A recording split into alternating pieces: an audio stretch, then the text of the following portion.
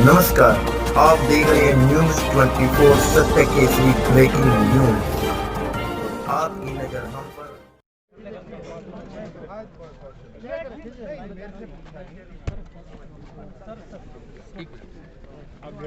जी कल बड़ौदा उपचुनाव का परिणाम आया है, सत्ता पक्ष और विपक्ष के लिए क्या संदेश छोड़ेगा? बड़ा अच्छा चुनाव रहा। बधाई देता हूँ इंदुराज को कि जनमत उनके पक्ष में है, मगर योगेश्वर ने बहुत अच्छी लड़ाई लड़ी और दोनों संगठनों के कार्यकर्ताओं ने मिलकर 50,000 से ज़्यादा वोट बड़ौदा कॉन्स्टिट्यूंसी में लिए हैं। ये जनता का प्यार है। बिल्कुल जो गठबंधन की सोच थी उस सोच के प्रति वोटर टर्नआउट उस प्रतिशत तक नहीं पहुंचा। हम उम्मीद कर रहे थे कि 60,000 प्लस गठबंधन को वोट मिले, वो 50,000 क्रॉस कर, मगर हम और मेहनत करेंगे, दोनों संगठन के साथी और काम करेंगे और उम्मीद करते हैं आने वाले समय में इसको ऐतिहासिक जीत की ओर लेकर जाएं। जेजेपी का वोट ट्रांसफर हुआ बीजेपी को, इसको लेके तरह तरह की बातें हो रही हैं। किसका वोट किसको ट्रांसफ़र हुआ ये तो आप सबको भी पता है। अगर वोट 50,000 से ज़्यादा आए हैं तो दोनों संगठनों के कार्यकर्ताओं की मेहनत से आए, मगर कांग्रेस के पक्ष के अंदर लोगों ने ज़्यादा वोट डाले हैं और उपचुनाव कोई पहला नहीं है जो सरकार के विपक्ष गया हो। मुझे याद है 2009 के अंदर जब इलाहाबाद का बाई इलेक्शन हुआ था, तो वो बाई इलेक्शन भी जनता ने भूपेंद्र हुड्डा की सरकार के विरुद्ध में 6,000 वोटों से अभय सिंह चौटाला को जिताया था। तो ये तो समय की बात होती है। मैं ये मानता हूँ कि कांग्रेस की सीट थी, जनता ने कांग्रेस को दी। अगर गठबंधन की सीट होती और वो कांग्रेस को जाती, जब तो हम मानते हैं कि एक बदलाव लोगों ने चाहा। उनका पुराना ये कॉन्स्टिट्यूंसी रही है। श्री कृष्ण हुड्डा 3 चुनाव वहाँ से जीते हैं, बाई इलेक्शन वो जीत चुके हैं। मैं तो बधाई दूंगा उनको। दीपेंद्र कह रहे हैं कि बड़ौदा की जनता ने अविश्वास प्रस्ताव पास किया है सरकार के खिलाफ। अगर ये 50,000 वोटों को दीपेंद्र हुड्डा अविश्वास प्रस्ताव कह रहे हैं तो उनका राजनीतिक गणित बहुत गलत है।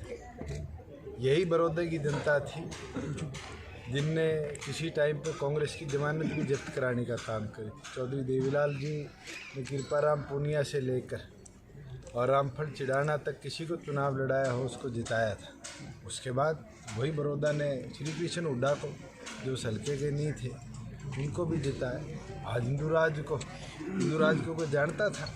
वो कपूर नरवाल की मेहनत कहीं ना कहीं का फल आज इंदुराज लेंगे। सर तो चुनाव परिणामों की बात जो मैं ये मानता हूँ कि गठबंधन के साथियों ने पूरी मेहनत करी और मेहनत लगन के साथ काम किया और उसी का नतीजा है कि 50,000 से अधिक वो बड़ौदा के अंदर। सर 75% जो है प्राइवेट सेक्टर में 75% जो जॉब कोटा वाली बात आ रही है, इंडस्ट्री से जुड़े लोग लगातार विरोध कर रहे हैं। आज शंकाएं जता रहे हैं कि ग्रोथ रुक जाएगी, नई इंडस्ट्री हरियाणा में आएगी नहीं। ये विश्वास के साथ कह सकता हूँ कि किसी इंडस्ट्रियलिस्ट को घबराने की जरूरत नहीं। ये हमारी जिम्मेवारी है कि हरियाणा के अंदर उनको स्किल्ड लेबर भी और अनस्किल्ड लेबर भी हम प्रोवाइड करें। आप मुझे ये बताओ कि आपके कैमरामैन जो हैं, अगर हम स्किलिंग कर हरियाणा के बच्चों के हाथ में कैमरा दे देंगे तो आपको क्या सुविधा नहीं बढ़ेगी?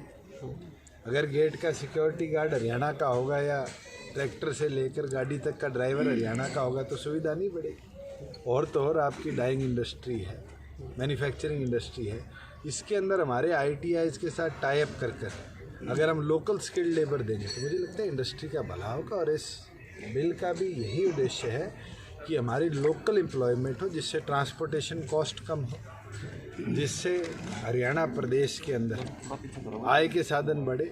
और सबसे महत्वपूर्ण जो है कि आप लोगों का जो रेजिडेंशियल कॉस्ट है दूसरे प्रदेशों के लोगों को लाकर यहाँ रुकवाने का, वो कहीं ना कहीं इंडस्ट्री के ऊपर बर्डन ना बढ़े। और इसी सोच के साथ इस बिल को हमने इम्प्लीमेंट किया है।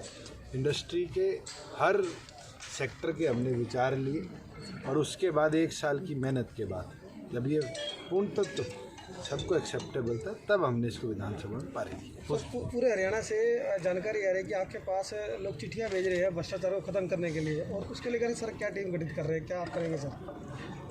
मैं तो इतना बता सकता हूँ कि चाहे वो रेवेन्यू डिपार्टमेंट हो, फूड सप्लाईज हो, एक्साइज हो, हमने दिन प्रतिदिन कड़े कदम उठाए और आने वाले समय के अंदर हमें ज़रूरत पड़ेगी तो कड़ी कार्रवाई और भी करेंगे। हमारा प्रयास है कि जो प्रथाएं पीछे रही है कि बाबू से लेकर अफसर तक फाइल को भी रोका जाता है, मैंने तो मेरे डिपार्टमेंट्स को डिजिटल करा है।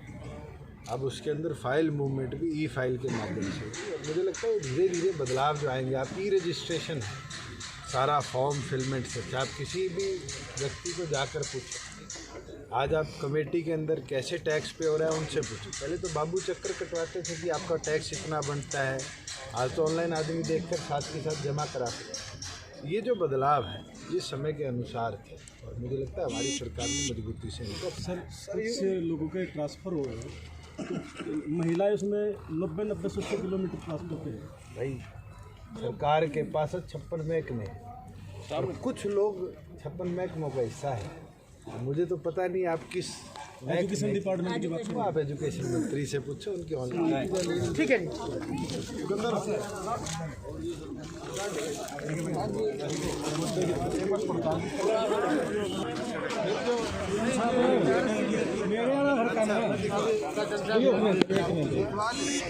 मेरे